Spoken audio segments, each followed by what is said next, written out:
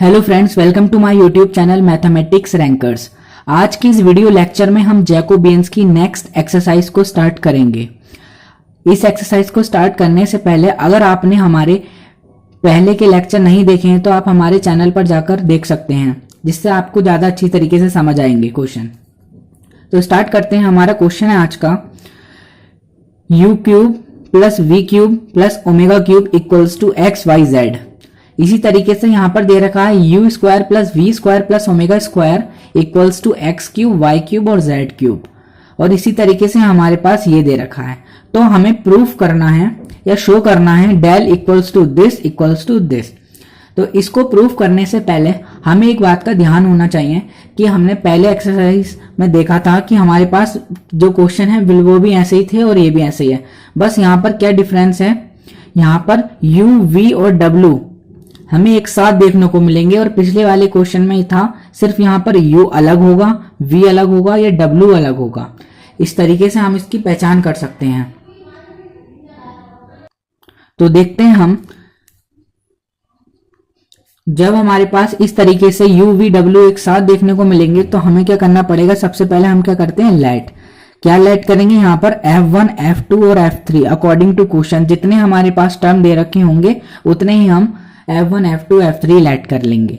जब हम f1 late करेंगे तो यहां से जो हमारे पास x y और z है इसको हम इधर को भेज देंगे, क्योंकि हमने इक्वल टू में f1 लेट करा है। तो हमारे पास बचेगा यहां से u cube v cube omega cube. इसी तरीके से जब हम इस वाले टर्म को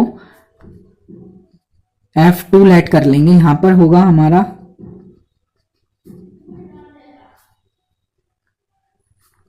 y क्यूब और यहां से z क्यूब।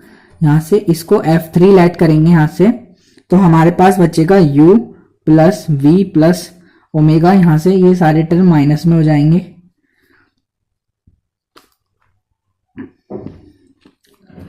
अब देखते हैं इसको कैसे सॉल्व करेंगे। अब इसको सॉल्व करने के लिए हम क्या करेंगे, इसका पहले डिटरमिनेंट को हमें ओपन करना पड़ेगा। यहां पर है हमारे पास u v w, यहां पर डेल एक्स वाई जेड। यहां पर क्या लिखते हैं हम, जो हमारे पास ऊपर टर्म रहता है उसका डेल लिखेंगे पूरे रो में। इसी तरीके से हम v का भी पूरी रो में लिखेंगे। यहां पर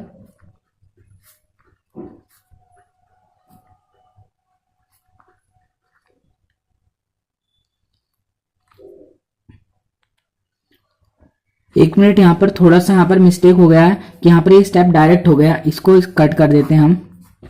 यहां से देखते हैं कि हमारे पास क्या था, यहाँ पर u v और ओमेगा, यहाँ पर x y z। तो यहाँ पर क्या करेंगे हम, इसको करने से पहले यहाँ पर हम करेंगे f1 और f2 f3 हमने यहाँ पर लेट कर लिए थे, तो हम इसके रेस्पेक्ट में करेंगे। तो हमारे पास होगा del f1 f2 f3 upon del x y z। और यहां पर क्या हो जाएगा, यहां पर भी f1 f2 f3। यहां पर बचेगा हमारे पास u v w। और जहां पर देख सकते हैं हमारे पास तीन टर्म है 1 2 3, तो यहां पर क्या आएगा -1 की पावर 3। अगर यहाँ पर दो टर्म होते तो यहाँ पर स्क्वायर होता, या हमारे पास 4 टर्म होते तो यहाँ पर 4 हो जाता। तो यहाँ पर 3 टर्म है तो हम लिखेंगे 3। हम इसको इस तरीके से जब करते जब हमारे पास f1 f2 f3 नहीं होते तो इस बात का यहाँ पर ध्यान रखना। तो देखते हैं हम आगे कैसे सॉल्व करेंगे। इसको मान लेते हैं एक इक्वेशन। अब सबसे पहले हम ये दो टर्म के लिए निकालेंगे और फिर हम इसकी तरीके से हम इस टर्म के लिए निकालेंगे और सारी वैल्यू जो आएंगी हम इस इक्वेशन में पुट कर देंगे। तो पहले हम इतने पार्ट के लिए देखते हैं। यहां पर लिखेंगे f1 f2 f3। यहां पर होगा हमारे पास x y और z। इसको कैसे सॉल्व करेंगे, यहां पर हम f1 f2 और यहां पर क्या होगा, x के रेस्पेक्ट में करते हैं डेल x। यहाँ से y के रेस्पेक्ट में और इसको z के रेस्पेक्ट में। यहाँ पर F2 डेल F2, यहाँ पर डेल F2, यहाँ पर डेल F3 और यहाँ पर डेल F3। यहाँ इसको हम क्या करेंगे, यहाँ पर डेल x y और z x y और z के रेस्पेक्ट में करवा देंगे इसका डिफरेंशिएट, और यहाँ से डिटर्मिनेंट के अंदर इसको बंद कर देंगे। तो अब इसके आप कुछ नहीं करना, हमारे पास ये जो वैल्यूज हैं इसकी वैल्यूज को पुट करनी है इस डिटर्मिनेंट के अंदर। यहाँ से देखेंगे f1 का x के रेस्पेक्ट में जब हम डिफरेंशिएट करवाएंगे, यहाँ से देखेंगे आप f1 का हमें किसके रेस्पेक्ट में, x के रेस्पेक्ट में करवाना है, तो सिर्फ उतना ही टर्म देखते हैं जितने का हमें डिफरेंशिएट करवाना पड़ता है। तो यहाँ से सिर्फ यहाँ पर x है तो इसकी वैल्यू सिर्फ इतने की क्या हो जाएगी, जब x का करवाएंगे तो -1, और जब हम y के लिए करवाएंगे तो यहाँ से भी -1 और z के लिए भी करवाएंगे तो -1। सिर्फ इतने ही टर्म को देखते हैं जिसके रेस्पेक्ट में करवाते हैं, और वे बाकी सारी वैल्यूज 0 हो जाती हैं। तो जब हम इसके लिए करवाएंगे तो देखते हैं यहाँ पर क्या होगा। यहाँ पर आएगा -1, यहाँ पर क्या था -1। अब इसी तरीके से जब हम F2 का x के रेस्पेक्ट में करवाएंगे, आप यहाँ से देख सकते हैं जब हम x का करवाएंगे किसके रेस्पेक्ट में, x का करवाएंगे तो हम यहाँ पर जो पावर है वो आगे जाते हैं, तो यहाँ पर बचेगा 3x² माइनस का 3x²। जब हम y के लिए करवाएंगे तो यहाँ से बचेगा हमारे पास -3y², और z के लिए करवाएंगे तो यहाँ से 3z²। यहाँ से डिटर्मिनेंट क्लोज। जब इसी तरीके से हम F3 का करवाएंगे तो आपसे 2x माइनस का 2y माइनस का 2z। यहाँ से जितने भी माइनस का साइन है यहाँ से हम ले लेंगे कॉमन। और यहाँ से देख सकते हैं 3 2 6, यहाँ से भी 6 और यहाँ से भी 6, यहाँ से सब जगह से 6 कॉमन है तो यहाँ से हमने 6 को कॉमन ले लेंगे। जो टर्म बचेंगे उसको हम अंदर ही रहने देंगे, x²x। यहाँ से बचेगा हमारे पास सिर्फ 1y², यहाँ से y, यहाँ पर बचेगा 1z²z। Determinant close. अब इस डिटर्मिनेंट को सॉल्व करेंगे, देखते हैं किस तरीके से हम इस डिटर्मिनेंट को सॉल्व करेंगे। इस डिटर्मिनेंट को सॉल्व करने के लिए अगर आप डायरेक्ट करेंगे तो यहाँ से थोड़ा कॉम्प्लिकेटेड हो सकता है, तो हम क्या करेंगे, यहाँ से 1 1 दिख रहे हैं। अगर हमारे पास रो या कॉलम में हमें 1 1 देखने को मिले तो हम क्या कर लेंगे, आसान बनाने के लिए इस वाले टर्म और इस वाले टर्म को हम 0 बना लेते हैं। तो इसको 0 बनाएंगे कैसे, देखो हम यहाँ पर एक प्रॉपर्टी का यूज करेंगे, जैसे कि हम क्लास 12th में पढ़ते हैं कि हमारे पास ये जो कॉलम 2 है, अगर इस कॉलम 2 को, ये देखो ये होती है हमारे पास रो और ये ऐसे जो होते हैं इसको कहते हैं कॉलम। अगर इस कॉलम 2 में से, मतलब कॉलम 2 वाले में से अगर हम C2 माइनस C1 कर दें, इसी तरीके से हम कॉलम 3 में से क्या कर दें, C1 को माइनस कर दें, तो हमारे पास क्या हो जाएगा, देखते हैं आगे। यहां से क्या बचेगा, माइनस का 6। आप देख सकते हैं यहाँ पे C2 में से C1 को माइनस कर रहा हूं, मतलब इसमें से इसको माइनस करेंगे तो यहाँ पर क्या बचेगा। हाँ देखो यहाँ पर C1 में हम कुछ नहीं लगा रहे, तो यहाँ पर जैसे होते हैं हम ऐसे लिख देते हैं। प्रॉपर्टी किस में लगा रहे हैं हम, सिर्फ C2 में। C2 में क्या प्रॉपर्टी लगा रहे हैं, इसमें से इसको माइनस कर रहे हैं, तो 1 में से 1 माइनस करेंगे तो यहाँ पर 0।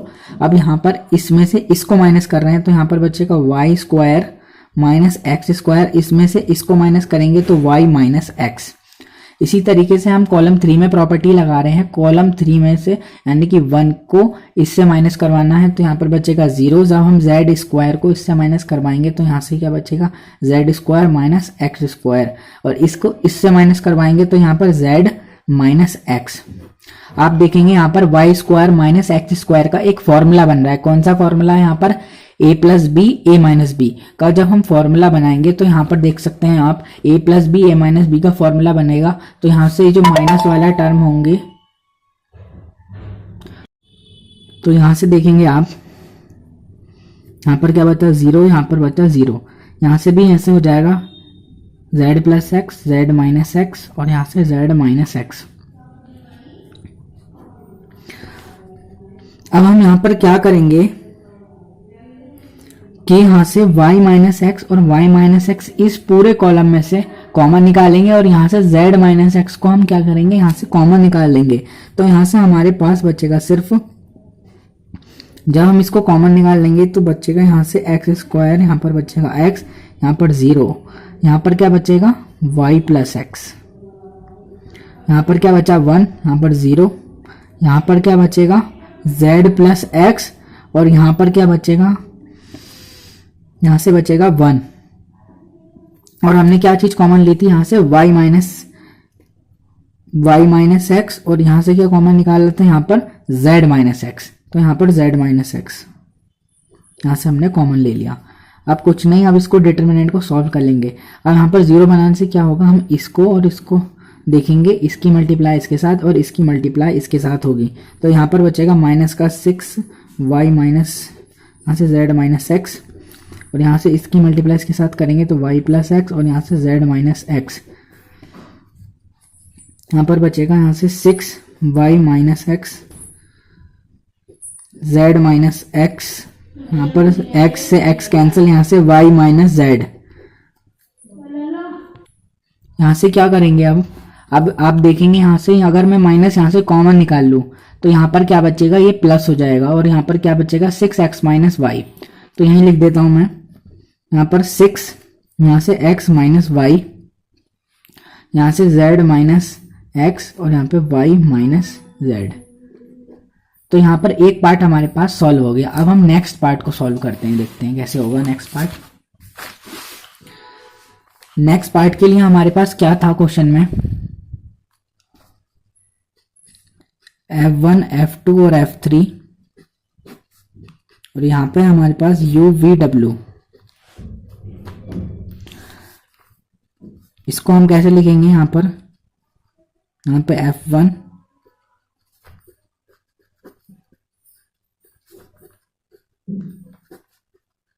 यहाँ से हो गया ओमेगा। इसी तरीके से हम f2 के लिए लिख लेंगे यहाँ से,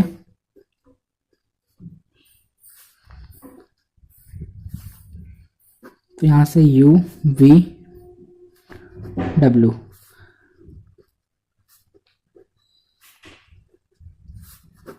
यहाँ से क्या आएगा, यहाँ पर u v, यहाँ से w, ये ओमेगा। इसको डिटरमिनेंट को कर देंगे यहाँ से क्लोज। अब इसकी वैल्यूज को पुट करेंगे। देखो, जब हम f1 का u के रेस्पेक्ट में डिफरेंशिएट करवाएंगे, अब हमारे पास देख सकते हैं f1 कहाँ पर है, u के रेस्पेक्ट में करवाने पर 3u स्क्वायर, यहाँ से 3v स्क्वायर, और इसका करवाएंगे तो यहाँ पर 3 ओमेगा स्क्वायर।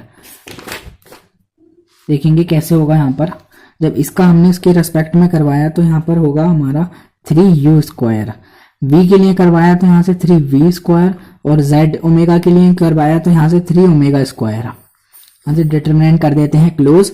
और इसी तरीके से जब हम इसका कराएंगे यहाँ पर, तो यहाँ पर 2 आगे, तो यहाँ पर हो जाएगा 2u 2v और 2 ओमेगा, 2u 2v 2 ओमेगा। और जब हम f3 के लिए करवाएंगे तो यहाँ से इसका करवाएंगे तो 1 1 और 1, तो यहाँ पर क्या बचेगा हमारे पास 1 1 और 1। तो आप कुछ नहीं करना है, हमें इसका डिटरमिनेंट को सॉल्व करना है बिल्कुल सेम तरीके से जैसे हमने पहले वाला करा, ऐसे यहाँ पे देखो 3 2 6 3 2 6, यहाँ पर 6 को ले लेंगे यहाँ से कॉमन, तो यहाँ पर 6 क्या ले लिया हमने कॉमन, तो यहाँ पर क्या बचा u square upon u, v square v, omega square omega, यहाँ पर हो गया 1। अब इस डिटरमिनेंट को सॉल्व करने के लिए यहाँ पर भी प्रॉपर्टी लगाएंगे c2 माइनस c1, और हम क्या करेंगे कॉलम 3 में भी प्रॉपर्टी लगा रहे हैं 3 में से क्या करेंगे यहाँ पर c1 को माइनस।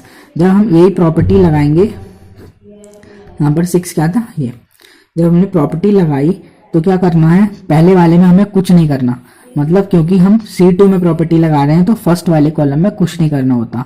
तो लिखेंगे यहाँ से u स्क्वायर u1, क्या प्रॉपर्टी लगाई हमने, c2 में से c1 को घटाएंगे जैसे हमने पहले वाला करा, c2 में से c1 को घटाएंगे तो यहाँ पर हो जाएगा v स्क्वायर u स्क्वायर, यहाँ से v माइनस u, 1 की इससे करेंगे तो 0। इसी तरीके से इसमें प्रॉपर्टी लगाएंगे तो ओमेगा स्क्वायर u स्क्वायर, इसको यहाँ से u और यहाँ पर हो गया 0। यहाँ पर क्या बचा, सिर्फ हमारे पास 6 u स्क्वायर u, यहाँ से हो गया 1। अब इसमें a plus b a minus b का फॉर्मूले को ओपन करेंगे तो यहाँ पर हो जाएगा u प्लस v, यहाँ से v माइनस u।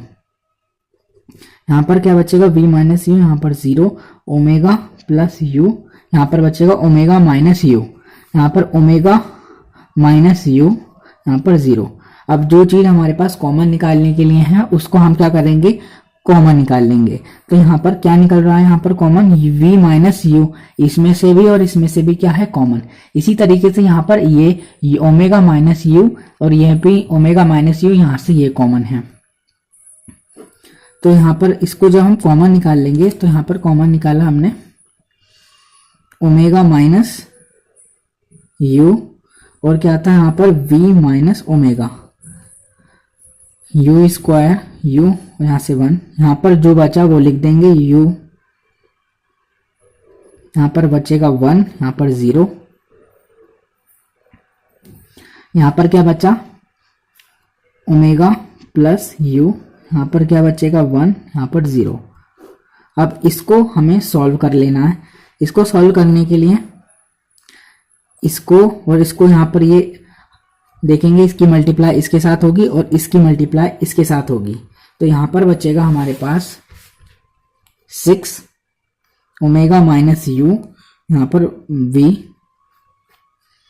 और यहाँ पर इसकी मल्टीप्लाई इसके साथ करवाई थी तो यहाँ पर v plus u minus omega minus u। अब इस u से ये कैंसिल, यहाँ पर क्या बचा 6 omega minus u v minus u।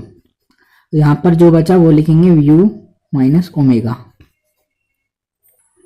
और यहाँ से क्या होगा, अकॉर्डिंग टू क्वेश्चन क्या करेंगे, यहाँ पर हमारे पास ये बिल्कुल ठीक आया है, बस हमें क्वेश्चन के जैसे लाने के लिए हम इसको चेंज कर लेंगे। मतलब यहाँ से माइनस साइन कॉमन निकाल लेंगे, क्योंकि हमारे पास क्वेश्चन में u माइनस वी पूछा है, तो इसलिए हम यहाँ पर माइनस का लिख लेंगे ओमेगा माइनस u। तो यहाँ पर बचेगा सिर्फ हमारे पास u minus v minus omega. अब हमारे पास ये जो दोनों वैल्यूज आई हैं, इस दोनों वैल्यूज को इस वाली इक्वेशन में पुट कर लेंगे। ये जो हमने इक्वेशन निकाली थी, ये हमने क्यों माइनस का साइन किया था, क्योंकि हमारे पास यहाँ पर देख सकते हैं इसकी वजह से ये हमारे पास v इधर है, ओमेगा इधर है, इसकी वजह से हमने कॉमन ले लिया था यहाँ पर। तो देखते हैं हम यहाँ पर कैसे लिखेंगे। हमारे पास जो फॉर्मूला था, फॉर्मूला है हमारे पास u v ओमेगा और यहाँ से del x y z equals to क्या था यहाँ पर क्यूब, और फॉर्मूला और दोनों जो वैल्यूज आई हैं उस दोनों वैल्यू को यहाँ पर हम कर देंगे पुट। यहाँ पर पहली वैल्यू थी हमारे पास x माइनस वाई, दूसरी है y minus z minus x, और दूसरी वैल्यू है हमारे पास 6u minus v minus w minus u। अब यहाँ से ये 6 से ये 6 कैंसिल, ये माइनस का है, और एक माइनस ये था, ये माइनस से ये माइनस कैंसिल हो जाएगा, क्योंकि यहाँ पर माइनस का 1 बचेगा। तो हमारे पास जो आंसर आएगा x minus y, y minus z, और यहाँ से z माइनस x, यहाँ से u minus v minus omega, omega minus u। ये हमारा फाइनल आंसर होगा। देख सकते हैं आप, यही हमें प्रूफ करना था और यही हमारा आंसर आया है। आज के लिए बस इतना ही, मिलते हैं आपको नेक्स्ट वीडियो में। Thanks for watching.